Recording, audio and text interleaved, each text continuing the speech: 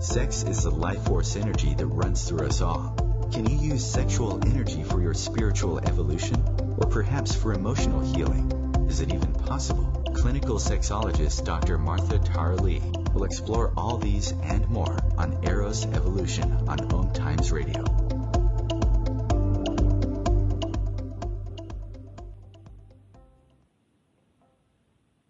Hello, and welcome to Eros Evolution. This is where sexuality and spirituality meets. My name is Martha. I'm a clinical sexologist with a doctorate in human sexuality, and I'm from Eros Coaching. That's eroscoaching.com. And this show, we have different guests in different capacities, talking about, of always, the link between sex and spirit. And today, I have a very different guest with a different topic, and she is my senior, and she's very well accomplished in her field. I often see her being cited in the media. And today's topic is why my husband wouldn't have sex with me. So as the title suggests, this would be for people who are in long-term relationships. So this is a very taboo subject, and this is also the title of her book, Why My Husband Won't Have Sex with Me. And it's a silent growing epidemic. Society dictates that a man should always want to have sex with his wife, and when he does not, instead of looking at the whole picture, the woman is often the one who gets blamed. Dr. Michael will be sharing with us today her approach to this problem and explains in her book also, giving reasons why this happens and how to fix it. She has another book that was launched earlier this year, and it's called The Ultimate Intimacy Guide for Passionate People, which is a follow-up book that was just released. So it's a workbook, and you can buy them separately or together. So a little bit more about today's guest, Dawn Michael. She has a Bachelor of Arts Communications, MA, Bachelor of Arts, Masters of Arts in Marriage Family Therapy. She has a Ph.D. in Human Sexuality. She's a certified hormone specialist, certified sexuality counselor with American Association of Sexuality Educators, Counselors, and Therapists. She's an advisory board member and certified sexologist of American College of Sexologists and a member of Society for the Scientific Study of Sexuality. She's a co-owner of the Sexual Health and Wellness Center with her partner, Ramos, who's MD, medical doctor, as she's a public speaker and educator providing information on male and female sexual health issues along with better sex techniques for couples. So promoting healthy and sex-positive views is one of Dr. Michael's passions for working with her clients. So as you begin to know, she's an author, she's a featured guest of national television, radio, and magazines, and we're very happy to have her here today. So her website for you guys to check out is thehappyspouse.com. And you can also find her on Facebook groups under Intimacy Counseling with 1L, and Twitter, Sex Counseling with 1L. So welcome to today's show, Dr. Dawn Michael. Hi, Martha. It's so nice to be here. Thank you for having me. Thank you very much. So you've worked with couples in different kinds of capacity for 20 years. Would you like to tell us more how you got into helping people specifically with sexuality? Yes. I started out as a marriage counselor, and while I was completing my internship, I also worked at a psychiatric hospital and other areas too. But I started to take over my father's business, which was interior design. And so what I did is I combined the marriage counseling with interior design, and I started to create couples interior design counseling. And that, of course, led into wanting to have a sexy bedroom, a romantic bedroom, and obviously we started talking about sex. And I found along the way that a lot of the problems that people were having in their marriage were due to sexual problems, and they just didn't know how to communicate or have the tools. And I wanted to go back and learn more about it, and that's when I got my my certifications and my Ph.D. in human sexuality. And here I am today. Wow. So so in your practice, you still work with couples, right? For like couple counseling if they require. Yeah, what I do in my practice is I will see couples or individuals, and each person that comes in, I spend 80 minutes with them in the beginning, and I do a full sex history. And from that sex history, I will decide what type of treatment they need. And working with a medical doctor is wonderful because if I feel that perhaps they're having a hormone issue or it's something that is not entirely psychological, I can have them checked out and then have them come back and be able to proceed. So that's been a very big benefit. And for the most part with couples, after meeting, we will do my intimacy practices, which is now in my book, The Ultimate Intimacy Guide for Passionate People, so that people can do it at home, what I do in the office with my couples. So it's very rare to meet somebody who has a specialization in hormones. So you're a certified hormone specialist. Tell us more about that as well, please.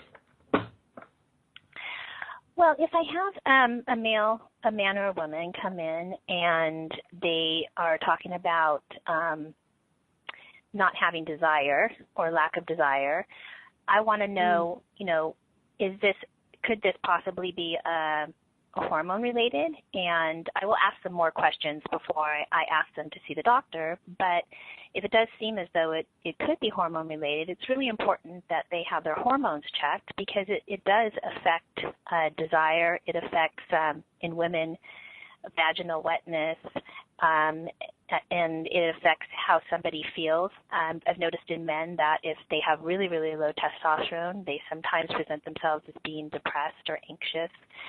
And so it's always good to have someone have their health checked out. Yes, definitely.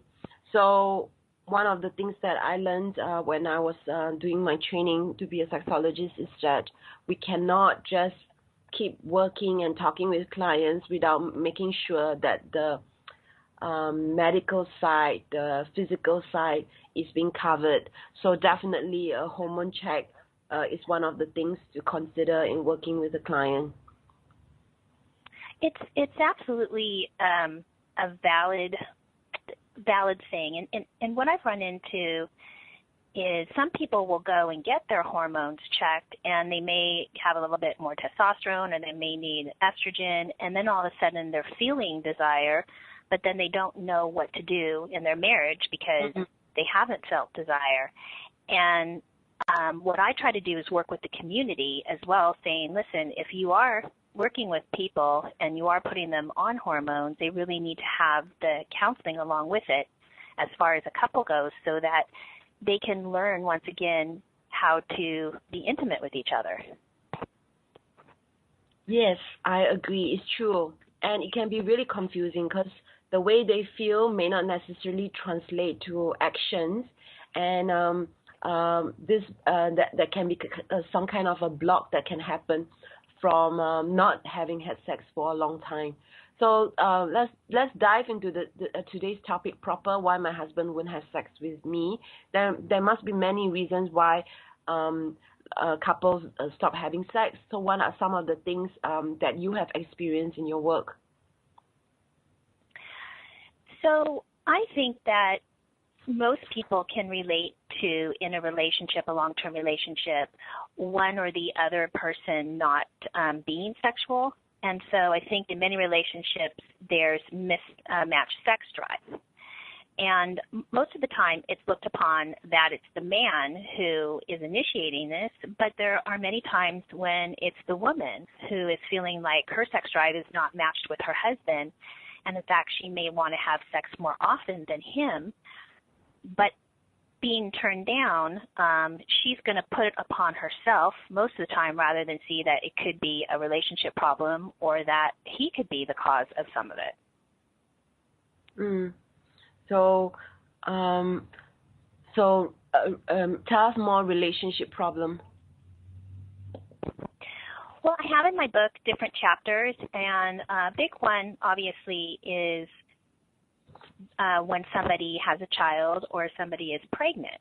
And so I go into a whole chapter about pregnancy and childbirth and how this can really affect a marriage on both sides, and how both men and women can work through some of the issues they're having surrounding the pregnancy, the birth, and also raising children. Yes. So that's a big one, because it's a huge transition to their life, and it can be really destabilizing. There are people that I know of, they don't have sex for the full 9 months of pregnancy, and it really does a number on when they try to resume sex, because they get into some kind of a comfort zone. Absolutely. And there's so many issues that I have seen that revolve even around pregnancy or getting pregnant. I've worked with some people who are not able to get pregnant, and part of this, the sex, it becomes forced, and sometimes there's for the men, some anxiety and performance anxiety that can happen even at that juncture that carries on into the marriage that doesn't get resolved sometimes. Yes, very true. So these are some of the things that are covered in your book, and we're gonna have a break very soon. I'm just very curious, what are the other topics that are also in your book besides having a child, pregnancy, and raising children? Oh, absolutely. I will lay out the rest of it here. Cool. So we're with Dr. Dawn Michael, and she's on the happyspouse.com.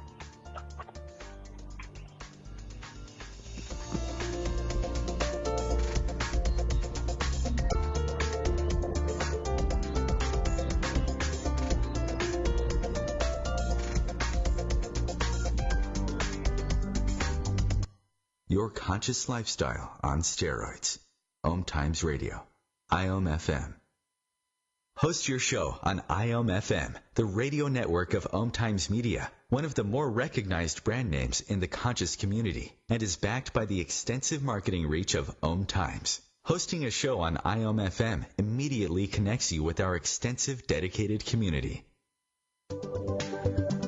Hi, I'm Kelly Fox, host and astrologer of The Astrology Show. Each week, I'll give you access to the current transits, which are a valuable tool that provide astrological information to help unlock the potential each of us has. Understanding the stars can help steer us in the right direction to make better informed choices. So if you're wondering what's going to happen in your week ahead, be sure to tune in to The Astrology Show for guidance, Mondays at 9 p.m. Eastern Time. Every 2 minutes, an American is sexually assaulted. The majority of victims know their attacker. It could be your friend, your neighbor, or someone you met at a party. If you said no, it's rape, and it's a crime. This is Christina Ricci with RAIN. Call the National Sexual Assault Hotline today at 1-800-656-HOPE or visit RAIN.org. That's RAINN.org. Brought to you by RAIN and this station.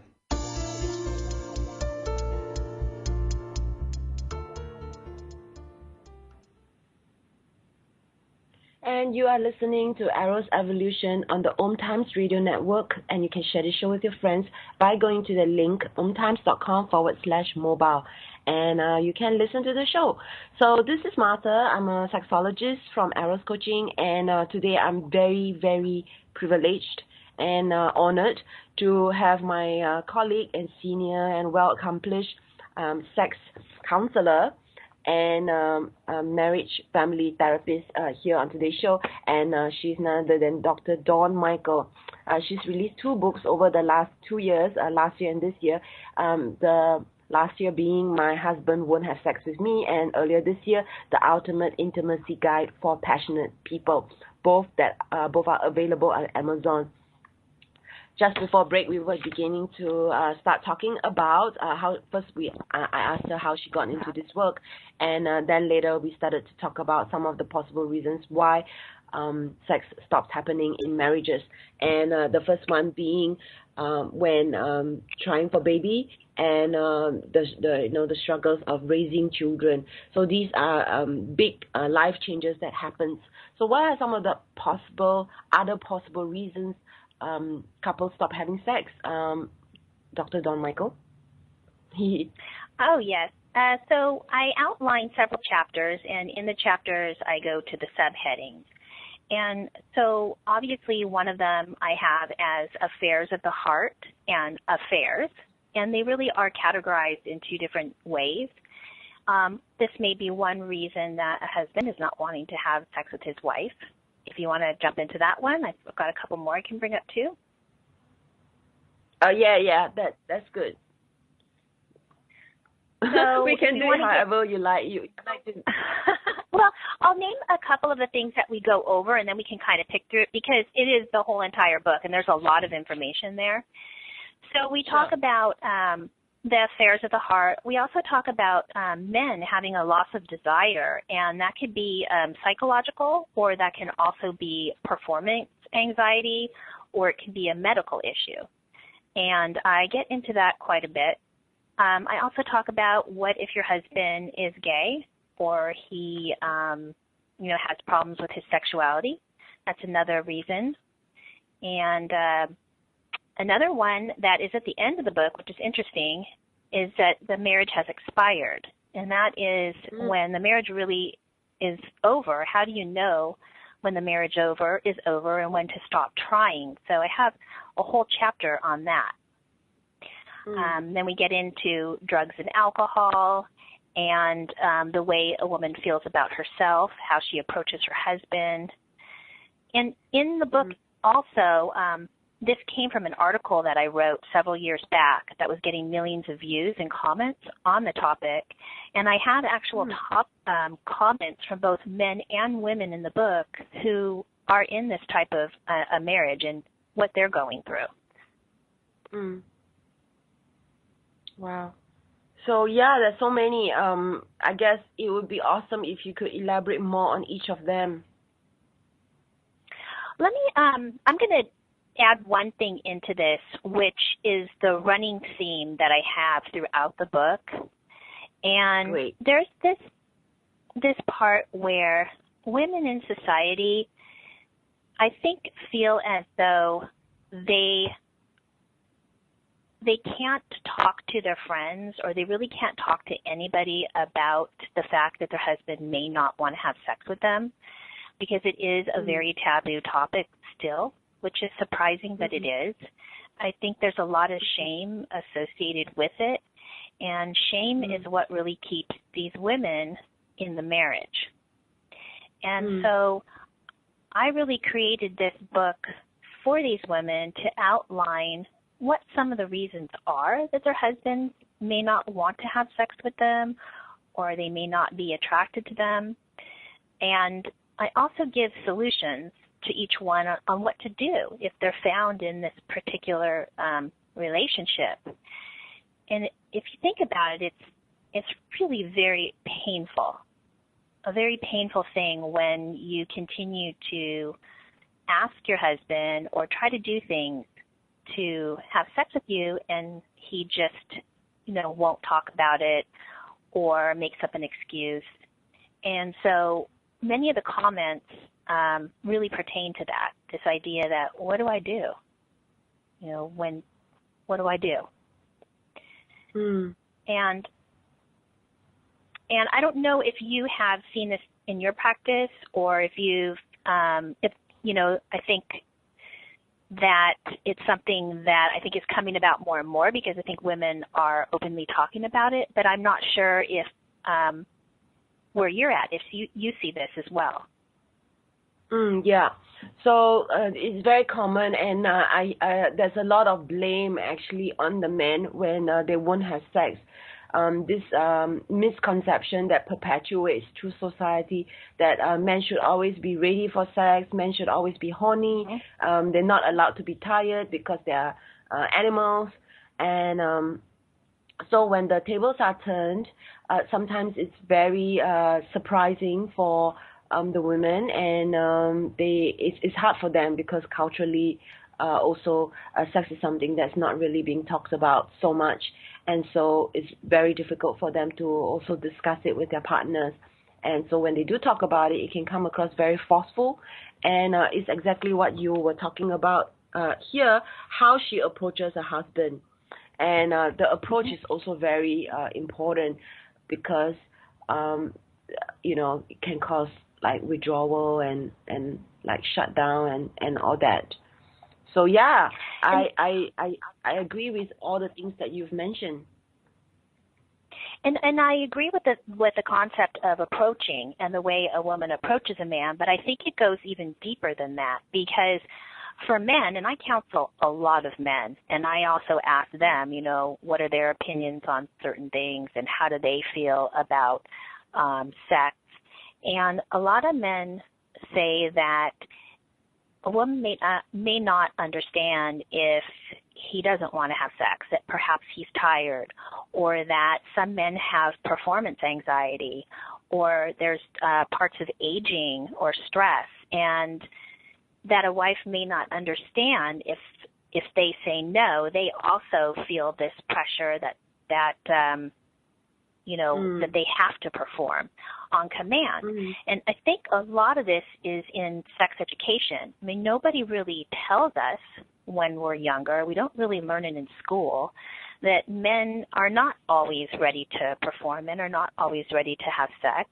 And in fact, a lot of men, as they age, they need more mental stimulation, they need more direct penile stimulation, and also if they are not performing in the bedroom and a wife maybe really doesn't know how to help him perform or get over that anxiety, it just kind of snowballs. And that's one of the things I write about in the book too, in a chapter, and how a man can have this performance anxiety and it really can grip him with fear. And that is a big problem in some marriages. Yeah, I completely agree with you. It's okay.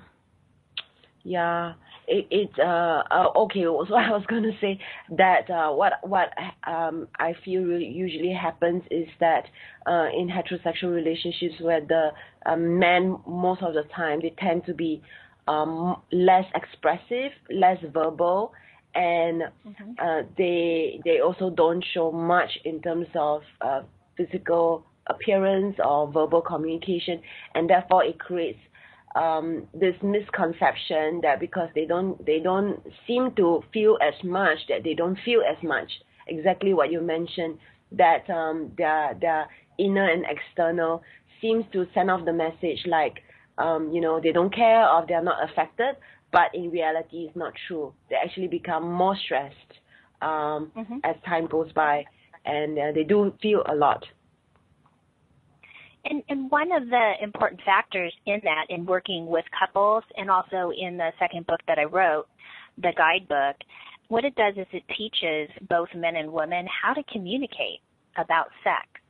Because if they can have an open communication and they feel comfortable with each other and give them the proper tools, which a lot of people don't have, then they are able to communicate how they can help each other, what's going on in their mind, because most couples think that they know what's going on, or they make up their own story about what the other person is thinking, and it's usually wrong. It's usually not what the other person is thinking.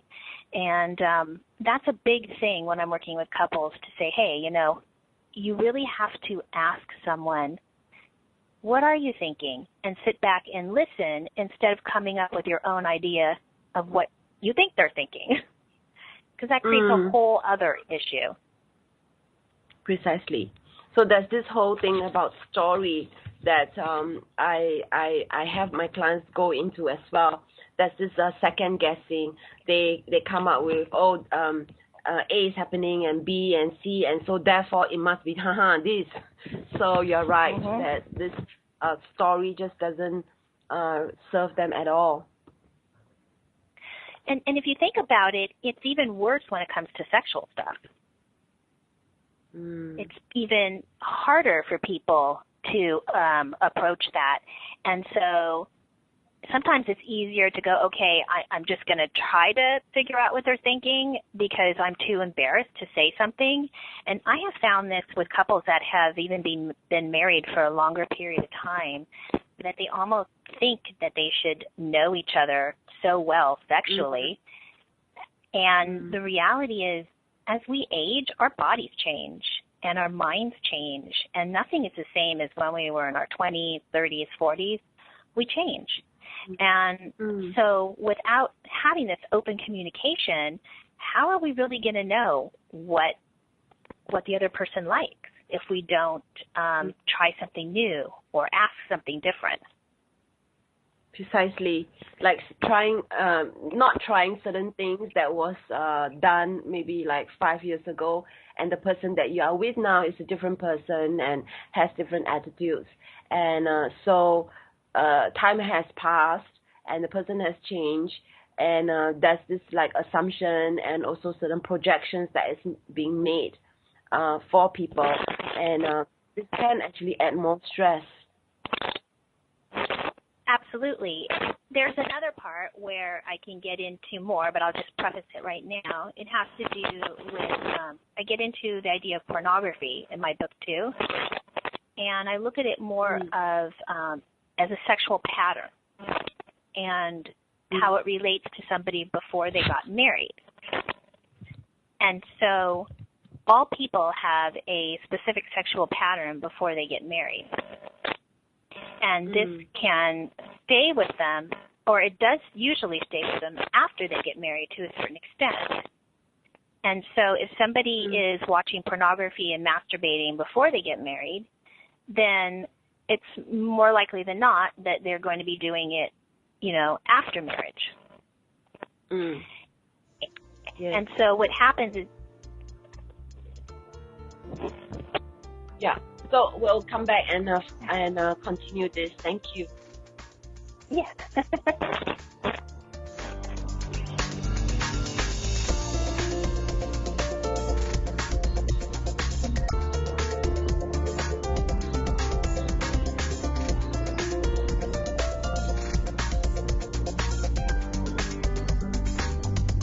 Free your mind with OMTimes Radio, IOM FM.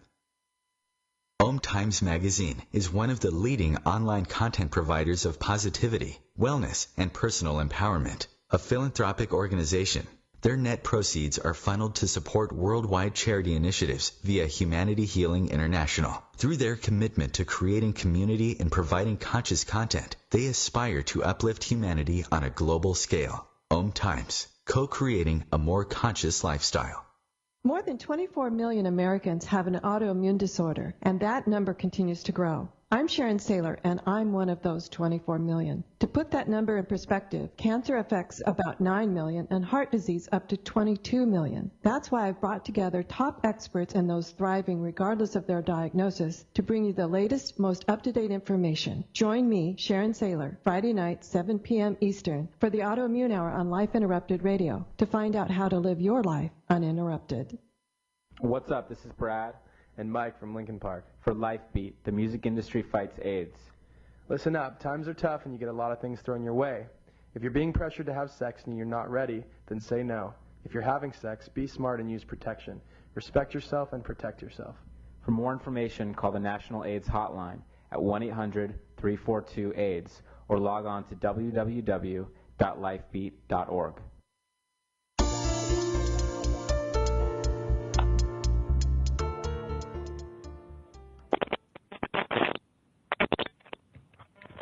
Hi, and welcome back to Arrow's Evolution. Today we have the topic of why my husband wouldn't have sex with me. And let me read to you the synopsis of the book. So today's show title is today's show title is Why My Husband Wouldn't Have Sex With Me, but the book title is My Husband Wouldn't Have Sex With Me. And women have often been portrayed as difficult partners who deny their spouse sex, and this cannot be further from the truth. So this book will bring to light the agony of women who are at their wits' end when their red lips, sexy lingerie, and soft lingering touches no longer work magic on their husband, from pregnancy childbirth to sexual dysfunction and pornography abuse. So leading clinical sexologist and relationship expert Dr. Dawn Michael leaves no stones unturned as she lends a voice to those who are trapped in a sexually frustrating relationship. So this is the synopsis of the book. And just before break, we were already starting to explore all the different possible reasons why couples stop having sex. And she was just explaining more about the role of pornography before the break. So would you like to continue to elaborate more on that? Yes, and so there's a couple different parts to pornography. The first part that I was trying to say is sometimes when couples are in a relationship for a long period of time and the sex gets boring or they're not stepping up their sex life, many times a man will turn to pornography, or if they're just not having sex as often, he may be watching pornography, or he may just be watching pornography because it's part of his sexual pattern. And this is something that does play a part in, why my husband doesn't want to have sex with me.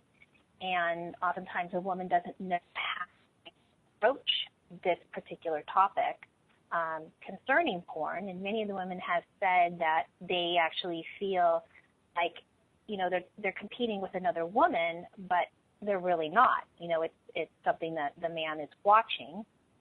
And in the book, I get into a deeper explanation of what a woman can do if her husband is into this, why he's into it. There's many reasons why, and how the couple can work together to kind of overcome some of this and have a better sex life. So that's. I'm sure that you've heard this in your practice too, right? Yeah, because they get really upset with it when they catch their husbands watching porn, and they accuse him of not being sexually attracted to her anymore. So maybe you can talk a little bit about that. Okay, so let me jump back to what I was talking about before the break. Often when couples, before they get into a marriage or long-term relationship, they already have their own sexual pattern. So a man may already be watching pornography and masturbating to it before he ever gets married. And this really becomes a part of his sexual release, how often he's masturbating. Once the couple gets married, usually the sex is pretty good in the beginning, and they may be having sex frequently, and he may not be watching pornography. But oftentimes, with life, with stress, with kids, sex gets put on the back burner for many couples for various reasons, and a person will go back to their sexual pattern. And it's the same thing for a woman too. I mean, she'll go back to what her sexual pattern was before meeting her husband, but typically in this particular instance, he'll go back to his, which is the pornography, and she may not. What happens is, while he's watching pornography, his mind is expanding sexually. So he's seeing all these different things and maybe trying, fantasizing about these things, and she may not be doing that. And so what happens is their excitement about sex and their ideas of sex, it changes over time mentally. So he may have this expanded sexual view, and she may not. And so he may be getting bored with the sex, and he may not be able to express to her what he would like to do sexually.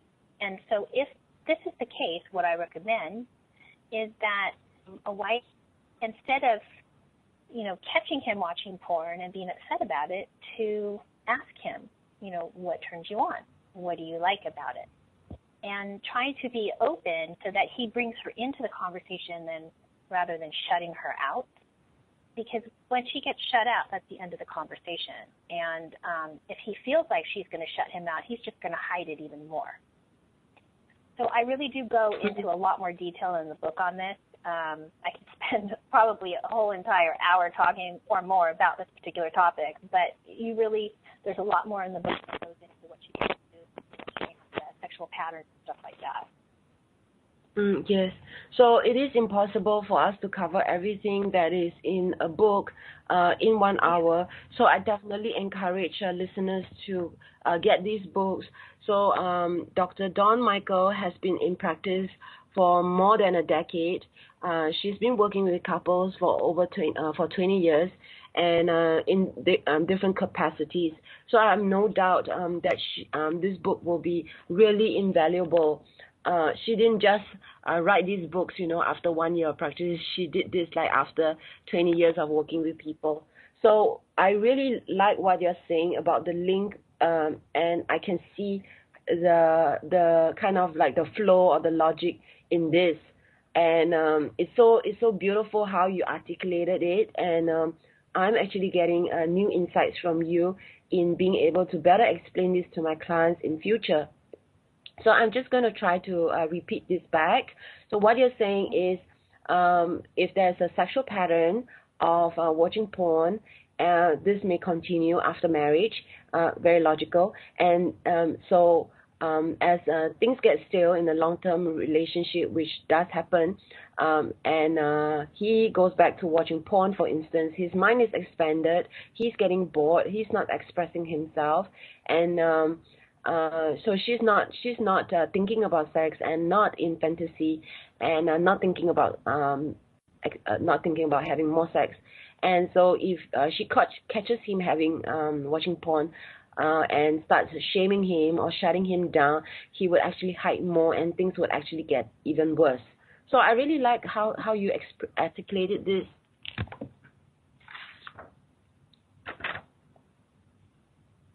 Yeah, so thanks for that. Hello? Yes, no, I mean, that is how you summed it up, and that's exactly right. And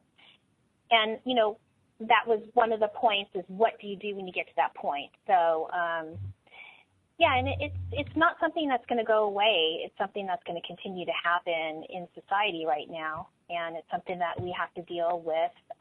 Both men and women have to deal with. It's just something to say, and there's certain aspects about it that can be positive, and certain aspects about it that are negative as well.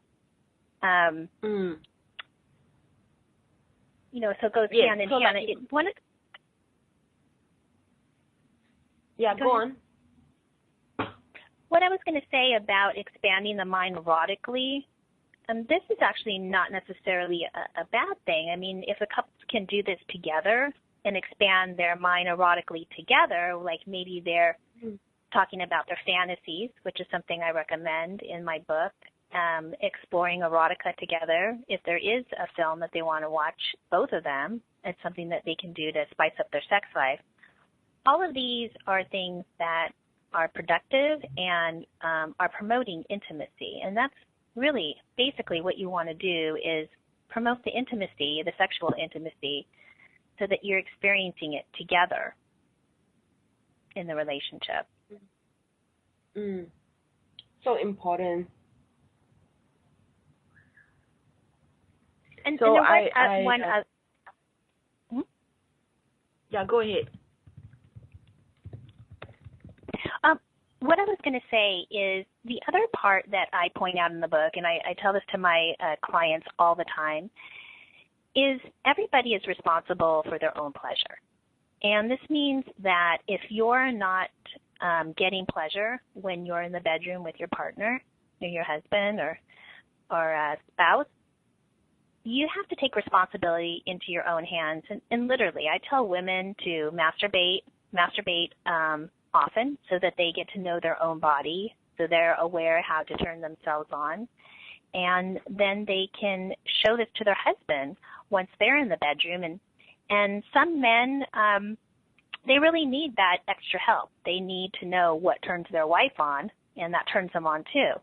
So I think it's really, both people need to take responsibility for their own pleasure in a relationship. Yes, I agree with you. And like you mentioned, in your second book especially, you provide communication tools for couples. And the book is The Ultimate Intimacy Guide for Passionate People. Yes, I do. I outline a whole bunch of different techniques in my second book, which is great. It's something that I use in my office, and it's a program that I've developed. I'm going to be producing a video series for it so I can have classes available too. And so that's something that you can pick up now, and hopefully I'll have that in the future. Beautiful. So earlier you mentioned that there are times when the marriage has expired and couples actually should call it quits. So when do such situations happen? I would really appreciate it if you could just elaborate a little bit on that. Absolutely. So this is something that, when you have a private practice, as I'm sure you do, you will see couples come in, and you have to go through several things with them. And part of what I do is I have them do many touching exercises, because you can talk about the same problem over and over again and not really get it resolved. But if you can get the couple to start touching again, some of the problems can get resolved. But what I've found is there are some couples that just are resistant, number one, to going through the practices. So that's a red flag for me right there. They don't want to do the practices. They're not really interested in making the marriage better. And so, I have a chart for them. I say, this is a middle where the two of you compromise on things, and it seems like neither one of you is interested on compromising or working in the relationship. Or you may have it where one person is doing all the work and then the other spouse is doing none of the work. And that's also another instance where you have to say to yourself, okay, I have tried everything, but my partner just is not willing to work on this relationship. And sometimes they'll use excuses, about having kids, about religion, about being afraid to go out. And as those are valid excuses, to some extent, you want to make sure that you really work on it. In the end, if you really are not having a working relationship and it's causing you more physical health, mental pain, then this is the time for you to get out of the relationship. Because I have seen some women where their health is just... Yeah, their health is just affected. Oh, yeah. Okay. So, yes, we have a break, and we'll come back and wrap up with Dr. Dawn Michael. And you can find her at thehappyspouse.com.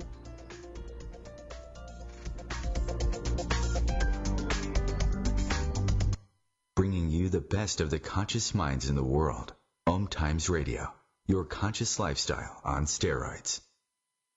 The number one reason girls drop out of school in sub-Saharan Africa is lack of access to feminine hygiene products. The Pads for Schoolgirls Project, an outreach of Humanity Healing International, is changing this paradigm by setting up sewing programs at schools, teaching girls a vocational skill, while producing the reusable pads that help keep them attending classes. The girls pay it forward by making and giving pad kits to other girls in need. To learn more, visit humanityhealing.org. Humanity Healing is where your heart is. Hi, this is Julie Geigel. And I'm Susan Schuler. And I'm Lori Walker. And we are the Psychic Angel Channelers from Angel Talk Tuesday. Tune in every week at 10 a.m. Eastern on OMTimesRadio.com. The angels have heard your call and are here to help. Are you ready to receive? Bathe in the beautiful vibrational frequency to help you heal, expand, and remember your magnificence with Angel Talk Tuesday. It's on us to stop sexual assault. To get in the way before it happens. To get a friend home safe. And to not blame the victim. It's on us. To look out for each other. To not look the other way. It's on us to stand up. To step in. To take responsibility. It's on us, all of us, to stop sexual assault. Learn how and take the pledge at itsonus.org.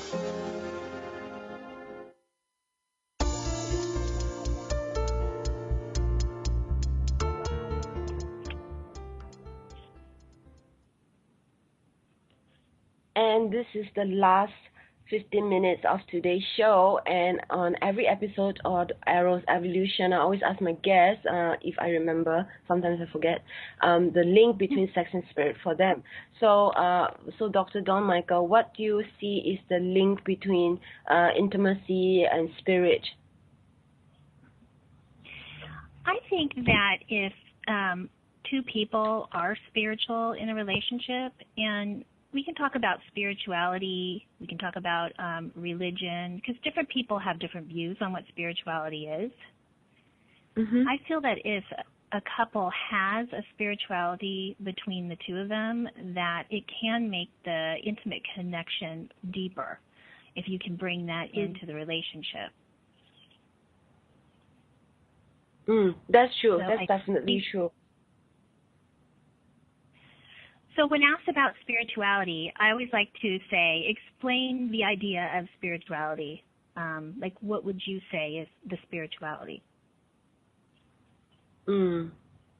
Yes. So you ask them to define it for you, and then you explore whether there is a connection between the two of them. Right, because everybody, I think, sees spirituality differently, and I think it can be unique to a person and unique to a couple. Yes, that's great. That's beautiful. So, yes, just before the break, you were interrupted with you were elaborating more on marriage expired. So, is there anything you want to tie up the loose ends before our show ends today? Just with what I was saying about the marriage has expired, is I think that people should be aware of how the relationship is affecting their health. Because when it gets to a point where it's making you sick, like physically sick, because there's so much stress in a relationship, you can't take back your health. I mean, that's something that is, you can't replace that.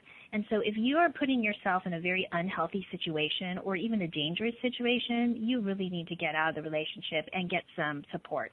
Definitely get support. That is so important in trying to get out of an unhealthy situation. And, of course, to also get support by seeing a mental health professional or a marriage counselor or sexologist, and not try to do it all by yourself, because I think what happens is couples get into some kind of a cycle, and they don't really know how to break out of it because they don't necessarily have the skills to navigate that. Absolutely. I absolutely agree with that. And in the book, I do point out I give a list of things that says, okay, if you are going through this, and this, it might be time to get some help to try to resolve some of the issues or get out of the marriage. Yes, great, fantastic. So I really like all the things that you're sharing today. Is there any advice that you have for listeners? They've heard a little bit of like all the possible reasons. What advice would you give them? As far as this topic goes, I think that what I would leave everybody with today is when you enter a marriage, you do so where you're excited about being with that person, you're excited about being intimate with them, and they are your first priority. And I think what happens in long-term relationships is the marriage, the sex, it really is not the first priority. And I just think reevaluating your relationship from time to time is very important in long-term relationships. Beautiful. Thank you so much. So I hear what you're saying. I hear what you're saying about at first they are priority, then later on they are not. And so this is a good time to reevaluate. Sometimes we lose sight of why we even are with that person, take each other for granted, for instance, get into some kind of the same kind of cycles, and there's more and more baggage. And so this can happen where the passion is not there, and therefore needs reevaluation, like you said. Yeah, reevaluate, check in with your partner, check in with yourself. because, you both chose to be in this relationship together. And so if you can put your best foot forward and try to move in a positive direction with your partner and get help if you need help. Don't be afraid, because this really is a big part of your life, a relationship, a marriage. And so you would get help in other areas of your life, and I think people just neglect getting help when they're struggling in their relationship. Yes. I can see how your book would really flesh out all those issues and the details of each one of them, so people can have more of an appreciation. So you mentioned that the first book would do that, My Husband Wouldn't Have Sex With Me, and then the second book is a follow-up workbook, The Ultimate Intimacy Guide for Passionate People. And so for those of you who are interested, I just want to do a shout out first before we get cut off as the show starts to wind down. So you can be part of Dr. Mike's growing Facebook page, Intimacy for Passionate People, along with updates on her website, thehappyspouse.com, where you can purchase her 2 books, or you can also buy them from Amazon.com. And she has a Facebook group, Intimacy Counseling, one word, and you can follow her on Twitter, sexcounseling.com. So, like I mentioned, she's been working with couples in different capacities for 20 years, and these 2 books were launched last year and this year. And so I would believe that with her credentials and the what she knows, that this is the very best of her work that is being presented. So yeah, for people in long-term relationships interested in this topic, I strongly suggest that you get both of her books. Great. Thank you so much for having me on. I really appreciate it and having the conversation with you. And I would love to talk further at another point. This has been great. It's a great thing that you're doing, educating people on sexuality. I think we need more of it, much more of it. Yeah, and you're doing amazing work. I see you mentioned many times in the media and magazines that I follow. Like I saw you recently on was it Bustle? Bustle. Yeah, I've been in Bustle. Yeah. I've been in Cosmopolitan magazines, which has been fun. I've done a couple little articles in there, which is great. I've been all over the internet, Self magazine, Glam, all the major magazines, Bustle. Probably some of the ones that you've probably done as well, I would imagine. Yeah. Yeah. So that was the most recent one that I saw you in. Yes. So yeah. So thank you so much for coming on, and I'd love to have you come back in the future. Great. It was great. I had a good time, and thank you for all your insight and your questions and everything as well. Thank you very much.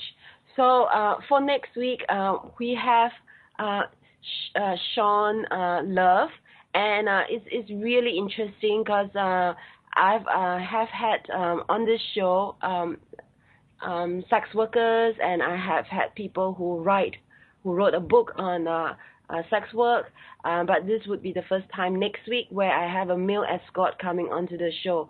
So he's a professional male escort in UK, and he has this what he calls conscious kink, and we'll be talking about the importance of understanding and integrating our erotic shadows. So like I mentioned, he's a male escort, and he works with intimacy, erotic ritual, tantric sex, and all forms of sacred sexuality and sensuality. So using this combination of touch, sensuality, embodiment helps his client to live more fully in their bodies as a whole, to be integrated, sexually empowered beings. And I actually started to first follow his work when he won the title of Sex Worker of the Year in 2015's Sexual Freedom Awards that was happening in the UK. So yes, I've been very interested, very curious about him. And so next week, the show title is going to be The Sacred Shadow.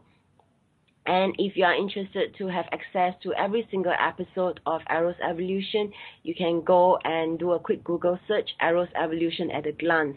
and from them you go to a link which leads to my website, and you can basically scroll up and down to have access to every single episode since then.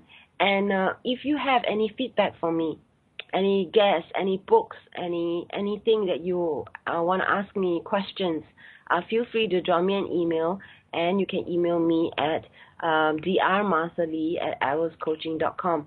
I love to hear from you how I can better support you in your sexuality and also with your spiritual journey. So the link between sex and spirit has become really clear to me over the last 2.5 years of doing this show. And I hope that you have been growing with me. And if you have any questions, concerns, comments, please, I love to hear from you. And I also love to hear your suggestions on what kind of other guests that I should include. I've been having different kinds of guests who are sex therapists, sex counselors, sex educators, sex workers, tantricas, people who practice BDSM, bondage domination, some sadomasochism, people play with pain, pleasure, sensation, energy, tantricas, like I mentioned. So yes, I've had different kinds of guests with different kinds of backgrounds, and so I love to hear from you. Who else can I have on the show? So yes, this is a wrap, and have a great week ahead, and I look forward to you following us next week. Goodbye, and have a great week ahead.